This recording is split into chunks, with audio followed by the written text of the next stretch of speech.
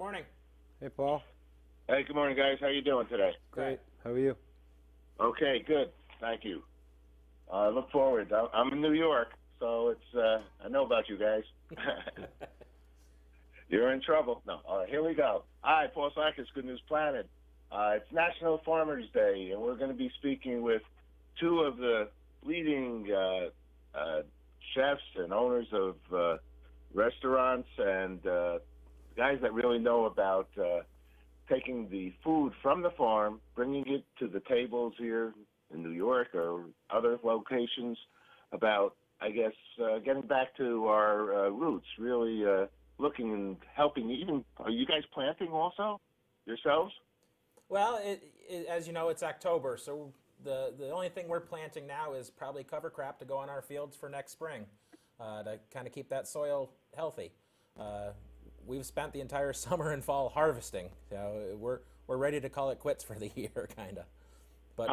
But you know, the caring for the cows, that happens every single day, 365 days a year, whether it's on my family's farm or any of the other family farms across the country. 97% of the farms here in the United States are family owned and operated. We're caring for those cows every single day to make these dairy products that you guys are enjoying.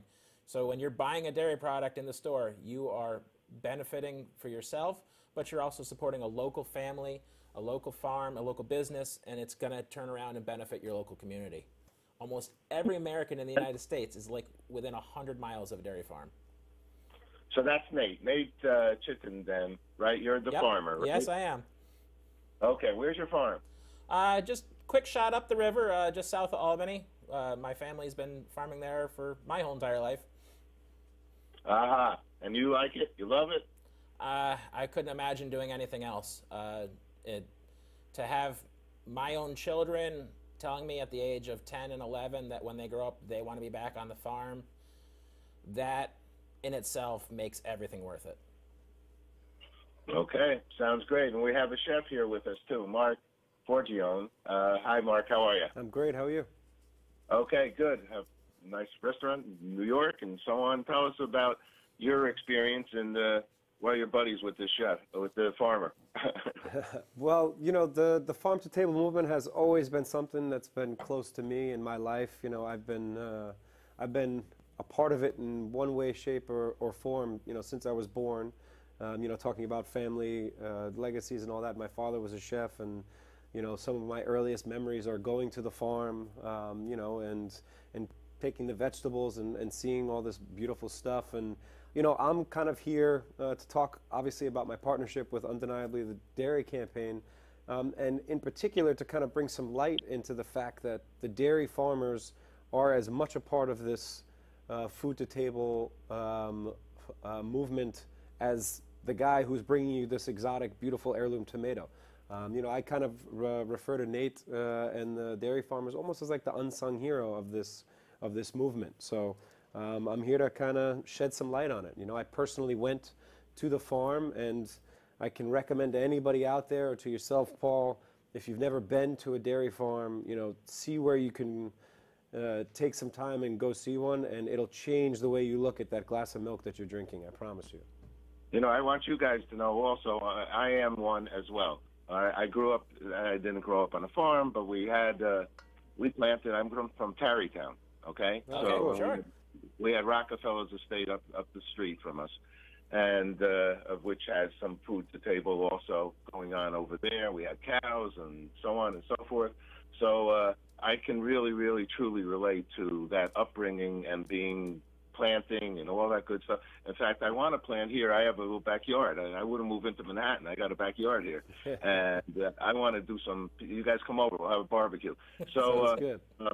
So tell us a little bit more about what you guys are. You know, what you want to share, because farming is such a beautiful, beautiful attribute of our country, and we really do make a lot of food, don't we, in America? Yeah, we make. It's what we do best. We grow food. We feed the people in this country. There shouldn't be anybody that's ever lacking for something to eat. You know, right here in New York City, when you think about food, you're thinking about going to the stores, you're thinking about going to the restaurants, sharing that meal with your family, taking food from someone like Mark, building trust. You're building a relationship with that person. When people eat, they're forming relationships. And so with National Farmers Day, we want to think about not just the food that's on your table, but how it got there, where it came from, and build that relationship back to the farmers that worked so hard to grow it. And they could be just up the river from you. They could be on the other side of the coast, but they're all working hard to make the food that you eat. Okay, I'm going to share just a quick thing. I interviewed Florence Henderson, the Brady Bunch. Sure.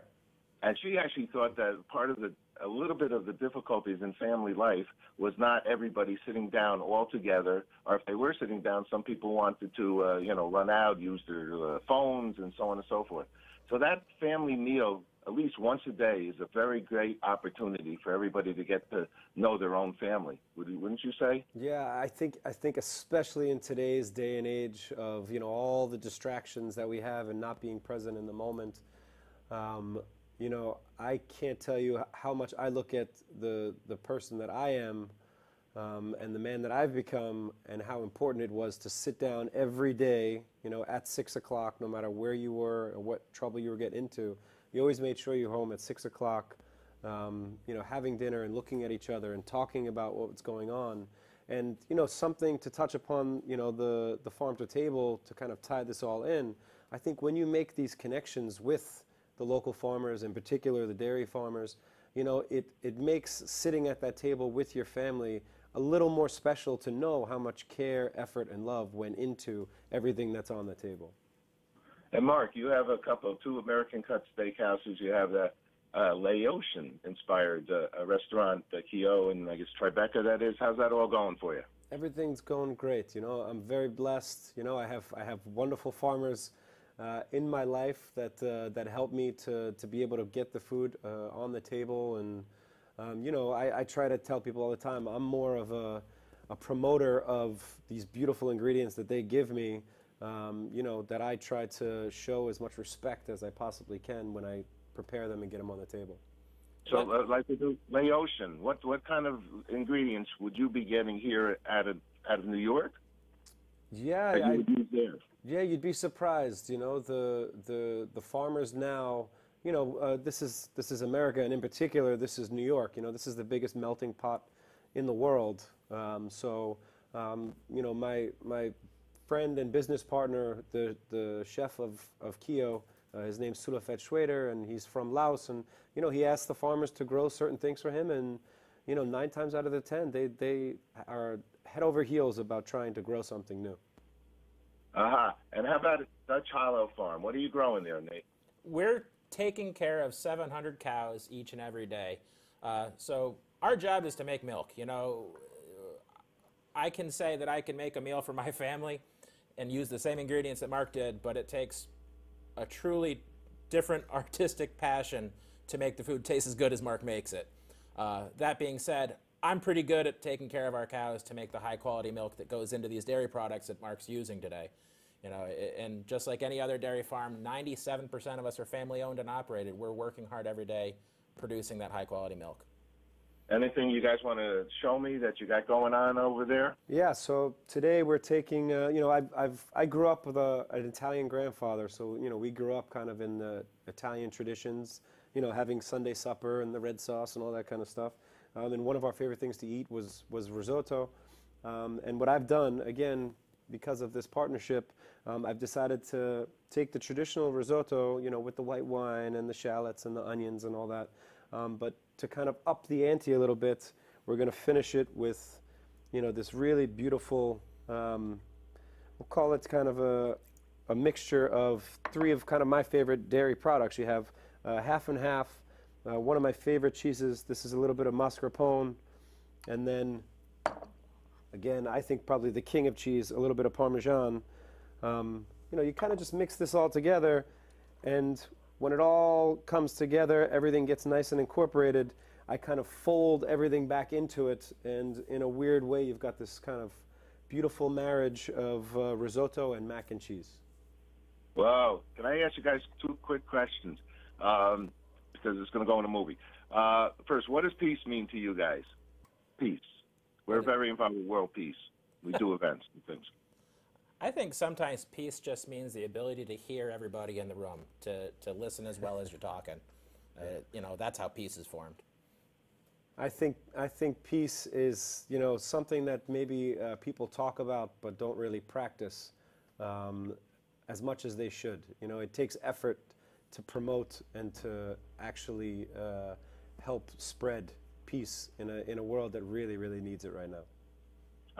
Another one. We have a love channel. What does love mean to each one of you guys? Well, love is going to be when I finally get a chance to eat this risotto. I can guarantee you. But, you know, another thing that love could be is, you know, hey, going onto our website, undeniablydairy.org, and looking at the love that the dairy farmers across this country put into caring for their cows and making milk. Mark, what's love for you? Love for me is, you know, being able to wake up every morning, you know, and do what I get to do, you know, get paid to do what I actually love. Beautiful. Guys, thanks so much. I appreciate it, and have a great day, and congratulations on the important work that you guys are doing in the care and the love that you share for it. Thanks. Thank you. Paul.